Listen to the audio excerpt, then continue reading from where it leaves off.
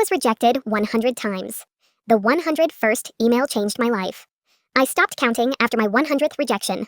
100 applications. 100, we're moving forward with other candidates. 100 reminders that I might not be good enough. Then, just as I was about to give up, one email changed everything. After graduating from college, I thought finding a job would be easy. I had good grades, internship experience, and plenty of motivation. Instead, I spent 8 months applying everywhere. Every morning looked the same: wake up, refresh my inbox, and find another rejection. Some companies never replied. Others turned me down within hours. I customized every resume, wrote personalized cover letters, and practiced interviews. Nothing worked. Friends started getting jobs. My savings disappeared. I moved back into my parents' house because I couldn't afford rent anymore. At family gatherings, people kept asking, "So, have you found a job yet?" I smiled and said, "I'm still interviewing." Inside, I felt like a failure.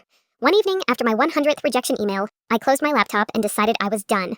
I told myself I'd send just one more application the next morning. If nothing came from it, I'd take any job I could find and stop chasing my dream. The next day, I found a small company I'd never heard of. It wasn't famous or a Fortune 500 giant, but something about their mission stood out. I spent hours tailoring my application, then clicked send. That was application number 101. A week later, I got an email. Instead of another rejection, it said, "We loved your application. We'd like to schedule an interview." I almost didn't believe it. The interview felt different from all the others. They didn't just ask about my resume. They wanted to know how I solved problems, what motivated me, and how I handled failure. A few days later, the CEO called me personally. "You weren't the most experienced candidate," he admitted, "but your persistence impressed us." I got the job. Over the next 5 years, I worked harder than I ever had before.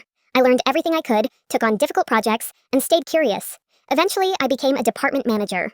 One afternoon, while cleaning out old files on my computer, I found a folder named Job Applications. Inside were all 101 applications and every rejection email I'd saved. For a moment, I thought about deleting them.